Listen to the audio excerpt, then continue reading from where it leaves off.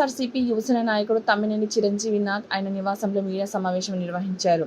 తమ్మినేని చిరంజీవి మాట్లాడుతూ ఎందరో మహానుభావులు విశాఖ స్టీల్ ఉక్కు ఆంధ్రుల హక్కు అని పోరాటం చేసి సాధించుకున్న విశాఖ స్టీల్ ప్లాంట్ దాన్ని దశల వారీగా రాష్ట్ర ప్రభుత్వం, కేంద్ర ప్రభుత్వం ప్రైవేటీకరణ చేస్తున్నారని అన్నారు.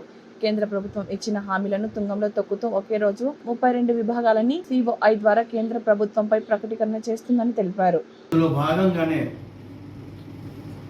ఎందరో మహానుభావులు ఆ పోరాటం చేసి విశాఖ హక్కు ఆంధ్రుల హక్కు అన్న పోరాటం చేసి సాధించుకునేటువంటి విశాఖ స్టీల్ ప్లాంట్ దానిని దశల వారీగా ఇవాళ ఈ రాష్ట్ర ప్రభుత్వం కానీ కేంద్ర ప్రభుత్వం కానీ దశల వారీగా దాన్ని ప్రైవేటీకరణ చేస్తున్నారు.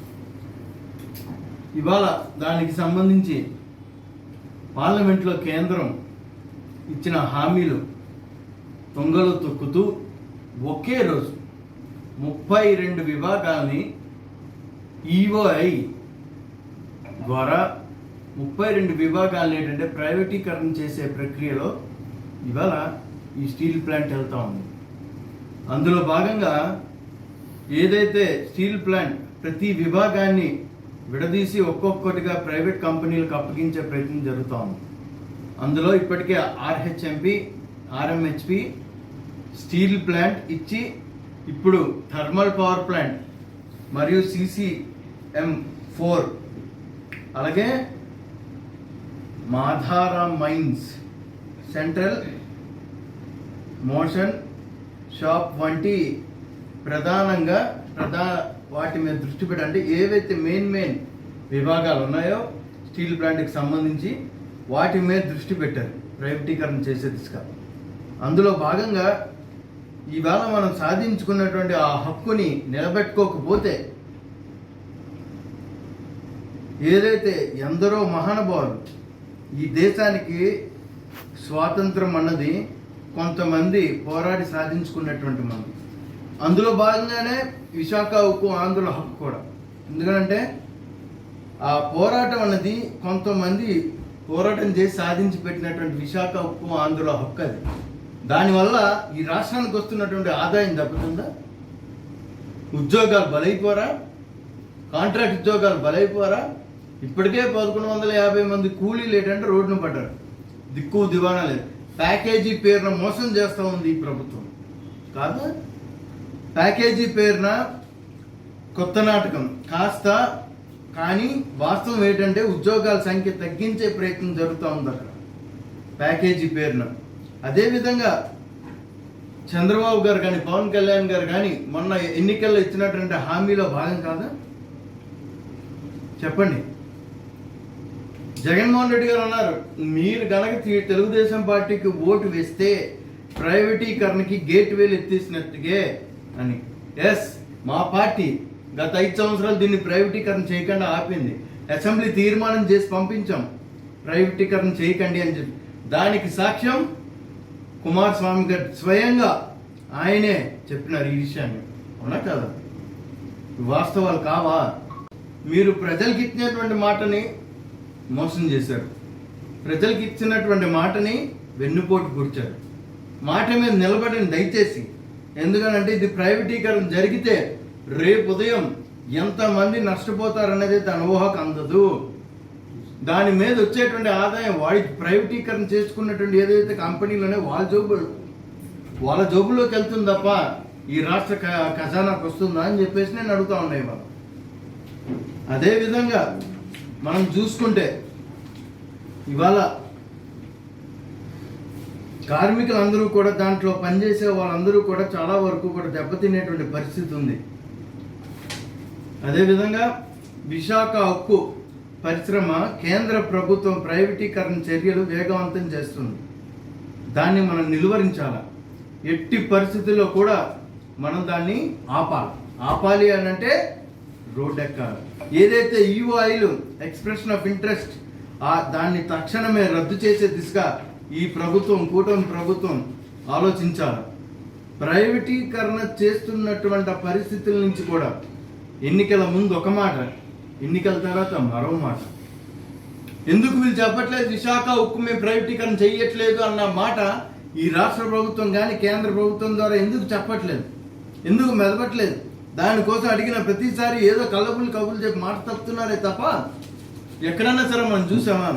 ఇవాళ ఉద్యోగ భద్రత కోసం ప్రభుత్వం తక్షణ చర్యలు కూడా తీసుకోవాలి విశాఖ ఉక్కు పరిశ్రమలో. అదేవిధంగా మొదటి విడతలో 1150 మంది కూలీలు అనేటంటే కాంట్రాక్ట్ సిస్టమ్ ద్వారా తొలగించడం అన్యాయం కదా? ఇది వాస్తవం కాదా? ఎందుకు తొలగించాలా? మీరు తొలగిస్తున్నారు అంటే దాన్ని మేము ఎలాగని భావించాలా? రెండో విడత మరింత మంది ఉద్యోగాల నుండి తొలగించే ప్రయత్నం జరుగుతూ ఉంది. ఇది వేలాది కుటుంబాల సంక్షోభానికి నెట్టేటువంటి పరిస్థితి వస్తూ ఉంది. ఆ కుటుంబాలకి ఈ ప్రభుత్వం ఇస్తున్నటువంటి గ్యారంటీ ఏంటి? వాళ్ళందరూ ఉద్యోగస్తులు ఉంటే వాళ్ళు ఏమైనా ధర్నాలు కానీ అక్కడ ఉద్యమాలు కానీ చేస్తూ ఉన్నారు? చెప్పండి. నేను ఒకే ఒక్క విషయం నేను చెప్తా ఉన్నాను. వీళ్ళు ఎలక్షన్ల ముందు ఎంత దారుణంగా అంటే వైఎస్ఆర్ కాంగ్రెస్ పార్టీనే దీన్ని ప్రైవేటీకరణ చేస్తే తీసుకు అడుగులు వేస్తుందని పవన్ కళ్యాణ్ గారు కానీ రామ్మోహన్ నాయుడు గారు కానీ తెలుగుదేశం పార్టీ నాయకులు కానీ మాట్లాడడం జరిగింది కదా. గతంలో విశాఖ స్టీల్ ప్లాంట్ కాపాడుతామని ఘనంగా ఇచ్చినటువంటి కేంద్ర మంత్రి రామ్మోహన్ నాయుడు గారు ఇప్పుడు ఏమయ్యారు?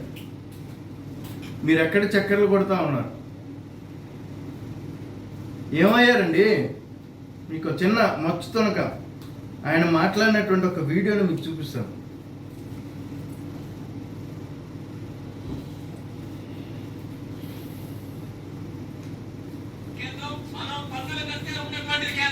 మనం ఓట్లు వేస్తే ఉన్నటువంటి కేంద్రం ఇది. మీరెవరండి అమ్మడానికి, వారెవరండి కొనడానికి? ఇది ఆంధ్రప్రదేశ్ ప్రజల తాలూకా సొత్తు, ప్రజల తాలూకా హక్కు. కేవలం పేపర్ మీద కేంద్ర ప్రభుత్వం తాలూకా హక్కు ఉందని చెప్పి ఢిల్లీలో ఏసీ రూముల్లో కూర్చొని ఈ రోజుకి ఒక నిర్ణయం తీసుకొని అమ్మేస్తామనంటే తెలుగు ప్రజలు ఎవరు కూడా సహించం, ఊరుకోమని కూడా ఈ సందర్భంగా తెలియజేస్తున్నాం. ఎవరో బయట నుంచి ఏ దేశం నుంచి ఎక్కడ పుట్టి ఎవరో వస్తారో వాళ్ళు చేతులు పెడతారనంటే మేము ఆంధ్ర వాళ్ళు ఊరికే చూసుకొని ఊరుకునే వాళ్ళం అనుకుంటున్నారు. దీని మీద గౌరవ ఎంపీ రామ్మోహన్ నాయుడు గారు ఏం చెప్తారు? ఇప్పుడు స్పందించమని చెప్పండి వారికి. ఎందుకు స్పందించట్లేదు? ఎంపీ కదా, నరేంద్ర మోడీ గారికి అత్యంత ఇష్టమైనటువంటి వ్యక్తి కదా. మీరు చెప్పి దీన్ని ఆపించలేరా? 3 సార్లు ఎంపీ, 3,50,000 ఓట్లతో మిమ్మల్ని మేము గెలిపించాం. ఏ ఆపరా? నిలుపుదల చేయరా? కేంద్రంలో తెలుగుదేశం పార్టీ గాడుదలు కాస్తా ఉందా? ప్రజల ముఖ్యమా? మీరు ఇచ్చిన హామీలు ముఖ్యమా? కూటమి ప్రభుత్వం ముఖ్యమా? చెప్పండి, మాకు తేల్చి చెప్పాలి. ఇవాళ దీన్ని మేము ఆపుతాం అన్న వాయిస్ రావట్లా. పవన్ కళ్యాణ్ గారు ఏమైంది మీరు ఆ రోజు ఉండేటువంటి స్పీడు? ఏం చేస్తున్నారు మీరు? ఆనాడు మీరు మాట్లాడినటువంటి మాటలు, స్పీడు, ఊగిపోవడాలు అన్నీ ఏమైనా ఇవాళ ఎక్కడికి వెళ్ళినాయి? మిమ్మల్ని నమ్మలేదా ప్రజలు? మీ మాటను విశ్వసించలేదా? విశ్వసించారు కదా, నమ్మారు కదా. మరో 15 ఏళ్ళు ఈ బంధం ఇలాగే ఉంటుందని చెప్పేసి మీరు ప్రకటించారు కదా. ఏమైంది మరి? నరేంద్ర మోడీ గారికి నేను చెప్తే ఆయన వింటారని చెప్పేసి మీరు భావనలో ఉన్నారు కదా. కమాన్, ఆపండి, ఇది నిలుపుదల చేయండి. ఎంతో మంది పోరాడి సాధించుకున్నటువంటి ఆస్తి ఇది. దీన్ని మనం వదులుకుంటామా అని చెప్పేసి నేను అడుగుతా ఉన్నాను.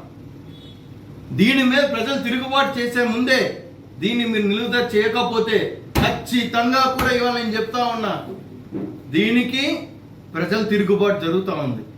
ప్రజలు రోడ్డు ఎక్కాల, ప్రజలు తిరుగుబాటు చెయ్యాల, ప్రజలే దీన్ని అడ్డుకోవాలి. మేము మద్దతు ఇస్తాం. మేము ఖచ్చితంగా మా స్టాండ్ ఇస్ వెరీ క్లియర్. ఆనాడు మేము అసెంబ్లీలో తీర్మానం పెట్టి పంపించాం.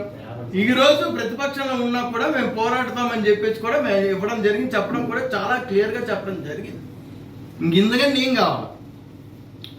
ప్రజా ఉద్యమాల ముందు ఎటువంటి కుట్రలు కూడా నిలవదు. అంతేనా కాదా? ఇవాళ విశాఖ స్టీల్ ప్లాంట్నే మీరు అమ్మేసే దిశగా అడుగులు వేస్తూ ఉన్నారంటే ఏమని అనుకోవాలండి? అది చంద్రబాబు నాయుడు గారు సాధించి పెట్టిందా? కాదు కదా. లేదా నరేంద్ర మోడీ గారు ఏమైనా ఉద్యమం చేశారా దానికోసం? కాదు కదా. ఎంపీ రామ్మోహన్ నాయుడు గారు కానీ లేదా వాళ్ళ ఫాదర్ ఎర్రమేడు గారు కానీ చేశారా? లేదు కదా. అందుకు దాని విలువ మీకు తెలియట్లా. ఎవరో పోరాడి సంపాదించినటువంటి స్టీల్ ప్లాంట్ ఏదైనా మనం అప్పనంగా అమ్మేసుకుంటున్నాం. ఇవాళ దాన్ని ప్రైవేటీకరణ చేసి కమిషన్ తీసుకొని హ్యాపీగా ఏసీ రూమ్లలో నువ్వు కూర్చున్నావు. ఇప్పుడు ఎవడు కూర్చున్నాడు ఏసీ రూమ్లో? నేను అడుగుతా ఉన్నా ఇవాళ రామ్మోహన్ నాయుడు గారు. ఎక్కడ చక్కర్లు కొడతా ఉన్నావు? ఎక్కడో ఎవరో చనిపోతే ఎదురు చూస్తూ ఉన్నట్టుకున్నా వీడియో నీ టీం పంపించి ఆ వీడియోలు తీసుకొని ఏంటిది? ఏం జరుగుతూ ఉంది ఈ రాష్ట్రంలో? అన్నీ ప్రైవేటీకరణ తీసుకొని పోతే మరి దేనికండి? ప్రభుత్వాలు ఉన్నవి దేనికి? ఇటువంటి ఆస్తులను కూడా మీరు కాపాడుకోలేకపోయింది. మీరు ఒక ప్రభుత్వమే? నాకు అర్థం కాదు. చంద్రబాబు నాయుడు గారు మీది ఒక ప్రభుత్వమా? నువ్వు ఒక ఎంపీవా? అందులోని ఇంక సొమ్ము కేంద్ర మంత్రి. నువ్వు కేంద్ర మంత్రివా? దేని కేంద్ర మంత్రివి? ప్రజా ప్రయోజనాలని నువ్వు తాకట్టు పెట్టేటువంటి వ్యక్తివి కాదా అని చెప్పేసి నేను అడుగుతా ఉన్నా. ఇవాళ చెప్పండి రామ్మోహన్ నాయుడు గారు, దీనికి ఏం సమాధానం చెప్తారు? నేను చూపించినటువంటి వీడియో మీదే కదా, మేమేం మార్ఫింగ్లుగా చేయలేదు కదా. మీరు మాట్లాడినటువంటిది అది ఆ రోజు. చెప్పండి ఇప్పుడు ఏం చెప్తారు మీరు? ఏం మాట్లాడతారు మీరు? ఏమన్నా అంటే పలాసలో ఎయిర్పోర్టు, ఆ పోర్టు దగ్గర ఎయిర్పోర్టు, ఇవే మాటలు వస్తున్నాయి తప్ప ఇవాళ నేను రామ్మోహన్ నాయుడు గారు నేను ఓపెన్గా అడుగుతా ఉన్నా, నీకు సత్తా ఉంటే దమ్ముంటే ఈ ప్రైవేటీకరణ నిలుపుదల చేయండి. అంతేకాకుండా నిన్ను నమ్మి 3 సార్లు ఓటేసి గెలిపించినటువంటి ఈ శ్రీకాకుళం జిల్లా ప్రజలు నువ్వేం చేసావు? నువ్వే అంటున్నావు కదా పక్కలెళ్ళి, ఎస్ మా ప్రాంతం వెనకబడి ఉంది, మాకు ఉద్యోగాలు సరిగ్గా లేవు, యువతకు ఉపాధి కల్పించాలని చెప్పేసి. ఎట్లా కల్పిస్తావు? ఇంత పెద్ద ఎత్తున ఉండేటువంటి ఉపాధినే నువ్వు ఆపలేకపోతున్నావు, నువ్వా ఉపాధి కల్పిస్తావు అని చెప్పేసి నేను అడుగుతా ఉన్నాను. నీకు సత్తా ఉంటే 4 ఏళ్ళు ఉంది కదా, సెంట్రల్ గవర్నమెంట్ ద్వారా నడిపించేటువంటి ఏ ఒక్క పరిశ్రమని నువ్వు తెచ్చి సాధించగలవా అని చెప్పేసి నేను అడుగుతా ఉన్నాను. ఈ 4 ఏళ్లలో ఈ జిల్లాలో తేగలవా? మాటలు చెప్పడం తేలిక కాదు రాము. రేపు ఏంటంటే వాస్తవాల్ని మనం వేసేటువంటి మాటలది ఏముంది, నరం లేని నాలుగు ఎలాగైనా పలికేస్తుంది. ఇవాళ నువ్వు అపోజిషన్లో ఉన్నావు అని చెప్పేసి నువ్వు మాట్లాడినావు, ఇవాళ అధికారానికి వచ్చేసరికి ఏమైంది? చివరిగా నేను ఒకే ఒక్క మాట చెప్తాను, విశాఖ స్టీల్ అమ్మడం అన్నది నమ్మక ద్రోహంతో సమానం కాదు. అదేవిధంగా దాన్ని రక్షించుకోవాల్సినటువంటి బాధ్యత మనకుంది. మాట తప్పినటువంటి ఈ కేంద్ర ప్రభుత్వం, మాట తప్పినటువంటి ఈ కూటమి ప్రభుత్వం, చంద్రబాబు నాయుడు గారు కానీ పవన్ కళ్యాణ్ కానీ రేపు ఉదయం దీనికి తగిన మూల్యం మీరు చెల్లించుకోబోతున్నారన్న విషయాన్ని నేను తెలియజేసి